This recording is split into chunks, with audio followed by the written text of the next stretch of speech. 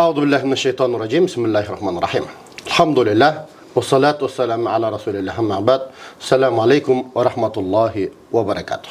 Урматтуу мусулман бетуандар, биз кайра баягы долбоорубузду улантабыз. Лейлек сүлүктү молдолору долбоору. Biz ошол жогорку муундарды, аксакалдардан интервью тартып видеосун чыгардык. Орто муундардан бүтүп калдык, эми ошол эмне ылдыйкы муундагыларга кезек жетип баратат. Анда Кудайым буйрса бүгүн бизде ошол Салим таксыр келген. Андай болсо биз ар кимдин өзүнүн оозунан укканыбыз жакшы. Андай болсо сөздү Салимге берели. Assalamu алейкум ва рахматуллах. Ва алейкум ассалам ва рахматуллахи ва баракатух. Биздин студияга кош келипсиң. Алла разы болсун. Анда баягы эле суроо. Биринчи өзүңдү тааныштырып, атың ким, атаңдын аты ким, Лейлектин кайсы айылынан болосуң, анан кесектердин кайсы уруунан болосуң. Ошону бир айтып кетсең, андан арыдан суроолорду улантабыз. Алла разы болсун. Ассаламу алейкум ва рахматуллах. Салам. Биз Лейлект Жаңы Жыр айыл өкмөтүнө караштуу Достук айылынан болобуз. Көптөн бери биякта Бишкекте турабыз. Өзү мектеп бүткөндөн кийин мектепте ошол жакта окудук, садик ошол жакта болду. Ноябрдын 14-ндө 1982-жылы 82-жылы туулганбыз ооба. Ошол жакта мектеп окудук, ошол жакта чоңойдук, каттардык, айланып рызкыны бияктан терип жүрөбүз. Бул жерде жанакы эле бизде ошол адат болуп калган суроо, диний жолго кандай себептерден болуп түшүп калдың? Динге кантип аралашып калдың? Жоксо динге болгон кызыгуу кайсыл убактан башталды? Динге болгон кызыгуу бизде Лейлекте билесиз, корозолордо үйдөгүлөр атам миске апара берет. Ошондой деп жүрүп мектепти бүттүк. Тарабга эришип барат, аксакалдар болду. Тарабга эришип бара, ошого окшоп эле жүрдүк башында да. Анан бияка мектеп бүткөндөн кийин Бишкекке келдик. Карабалтыда жүрүп, базарда иштеп жүрүп эле. Өзүбүздүн айылдын дамыласы Ырыс дамылы бар эле. Алла разы болсун, ошо киши кеп калды. Исмаилов. Бишкекке. Фамилиясын унутуп турам ооба. Өзү азыр Достуктун имамы болчу. Ошо киши ошол жакта Карабалтыда жүрүп калып, ошондо колуда үйдө эле барып окудук. Базарга барып иштеп келебиз. Түштөн кийин онун колунда 1 саат эле, көп эмес, 1 саат эле окуп жүрүп, ошонон кызыктык. Ошо киши Алла разы болсун, жакшы сабак берди. Маалым сан ошо жерде бүтүрттү, жаздырып, бир чекеден окутуп, жакшылап бүтүртүп берди, Кудайга шүгүр. Анан ошол жерден башталды кичине болсубуз. Андан кийинки илим жолу кандай уланды?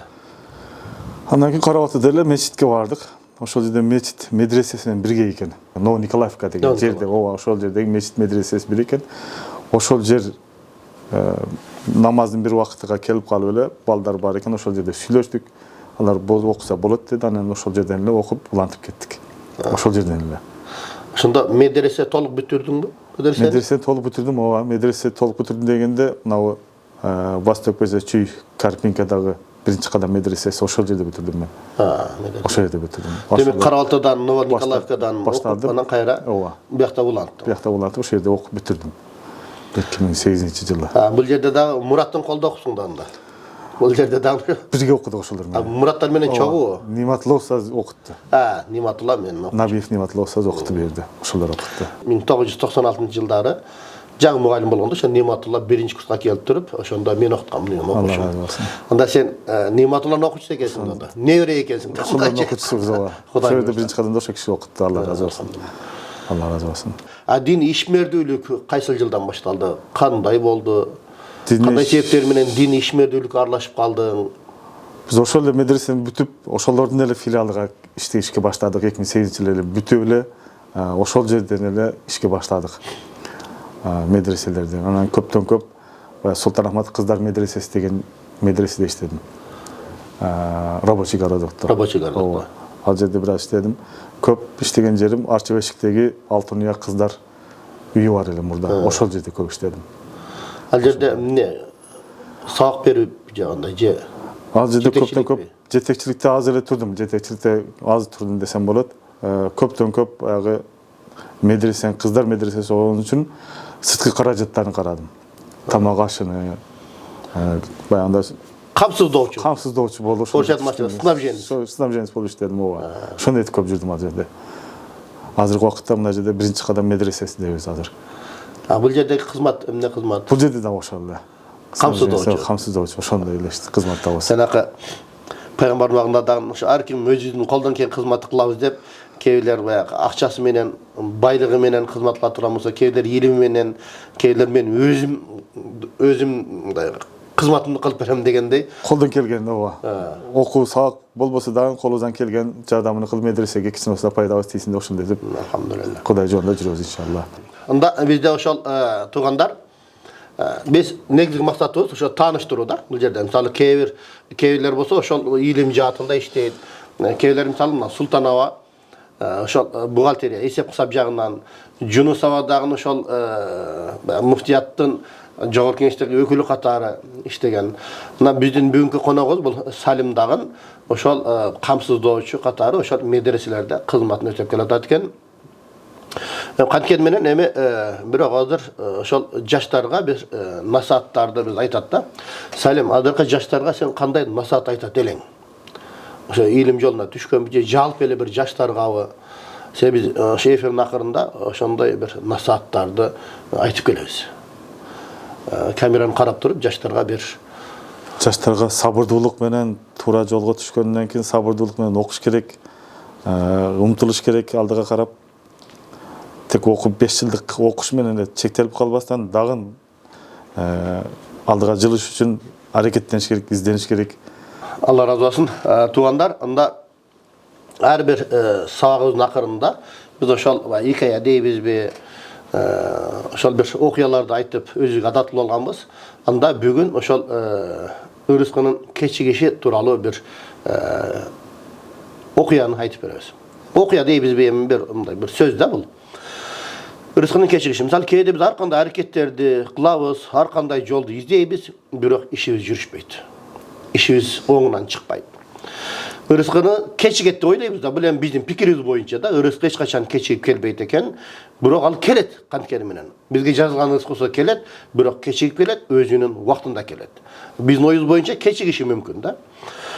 Эми ошол себепти ошо ырыскынын кечигүүсүнүн бир 9 себеби бар экен. Ошо 9 себебин сиздерге айтып кетели. Эң биринчи, бизди Кудай Таалам сынаш үчүн ырыскыбызды кечиктирип коет экен. Сынаш үчүн. Анткени биз канчалык сабыр кыла алабыз? Мүмкүн биз ошол келген ырыскыга биз даяр эмеспиз. Эгер ошол ырыскы бизге келип кала турган болсо, биз аны кабыл ала албай калышыбыз мүмкүн. Же көтөрө албай калышыбыз мүмкүн. Же болбосо бизге ошол зыяны тийип калышы мүмкүн да. Биз ошол ырыскыны тосуп алганга даяр эмеспиз, ошол себептен кечигет экен. Бул биринчиси. Экинчи, биздин ниетибиз туура эмес болушу мүмкүн. Анткени ырыскы байлыкты эле каалаган адамга келе бербейт экен да. Бул жакшылыкты каалаган адамга жөнөтөт экен Кудай Таалам ырыскыны. Жашоодо жакшылыкты бирөөгө каалашыбыз керек экен, бирөөгө пайдам тийсе экен деген бир ниет боло турган болсо, ошондо ырыскы бизге келет экен.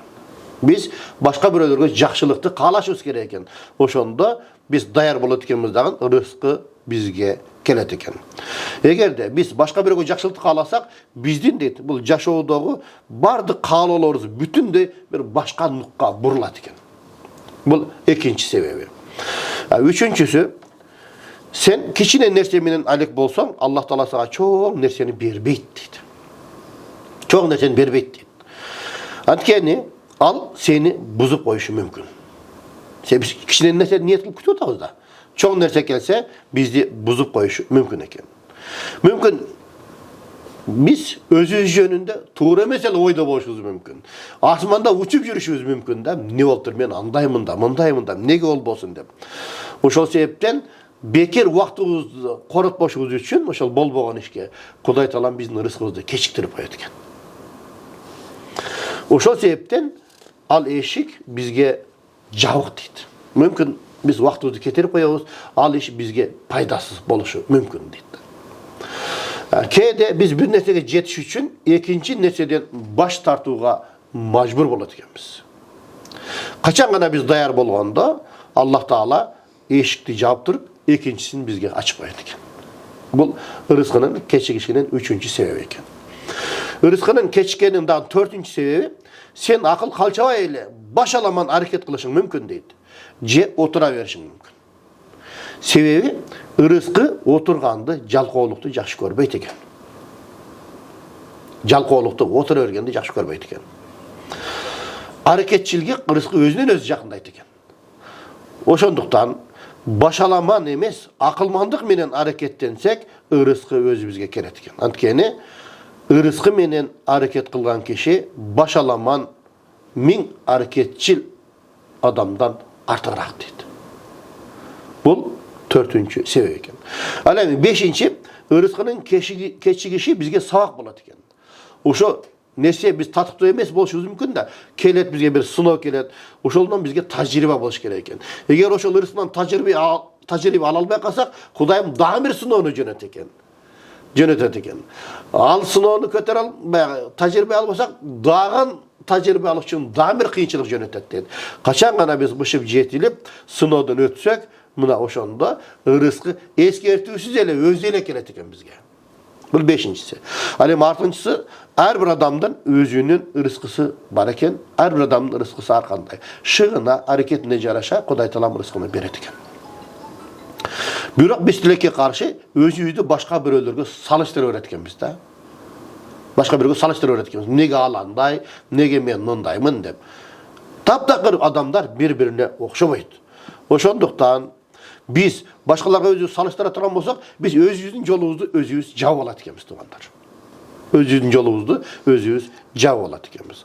Antkeni her bir iştin özünün vaktısı var. Şaşılgandan hiç kanday payda yok. Ondan keyin 7-ci, az bolsa da Allah Taala'nın bergenine biz şükür kılbayt ekemiz. Antkeni şükür kılu biz rızkının eşiklerini açat ekemiz. Şükür kılуу menen. Şükür kılsak bizge rızkının eşikleri özünden özü açıla öğret eken. Şükürsüz adamga rızkının eşiği açılbayt deydi. Şükürsüz adamga rızkının eşiği açılbayt deydi. Oşonduktan Allah Taala'ga şükür kılıp başlayılık, şükür menen kançalığan jabık eşikler açılgan. Anı jaşoo körsetöt inşallah. 8-ci, natijada biz şu rızkını kütüde şaşıla öğret ekenbiz. Misалы, егенеге туран болсақ, ошол замателе биз түшүмүн албайбыз да. Ага 5-6 ай жок дегенде 3-4 ай күтүшүбүз керек. Андан кийин ошол эгиндин түшүмүн алабыз. Ошондой эле бир ишти баштасак, бир жумада эле жыйынтык чыкпайт тугандар. Жок дегенде бираз, жок дегенде 1 ай, 2 ай биз күтүшүбүз керек экен.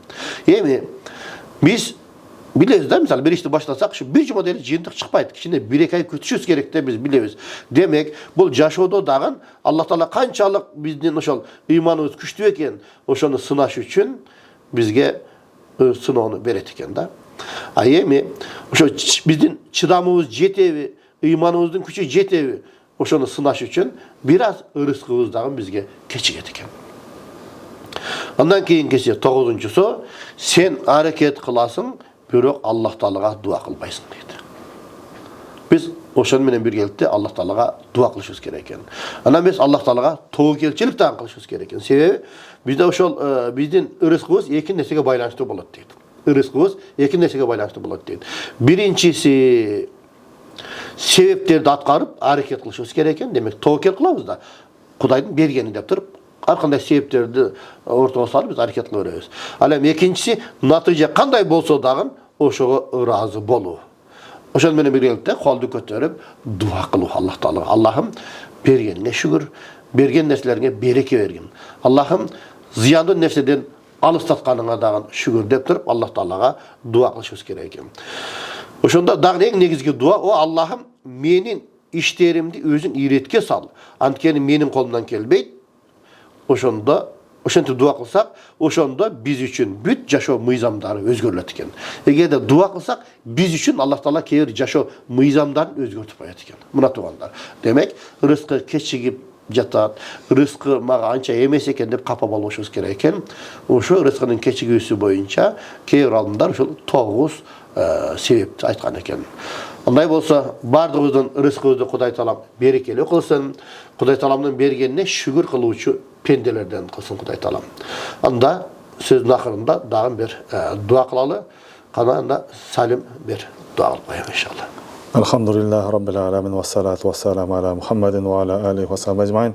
Wa'fu anna waghfir lana warhamna anta mawlana ve anta arhamur rahimin. Anta mawlana ve anta ekramul ekremin. Anta mawlana fansurna alal kavmil kafirin. Eyvallah.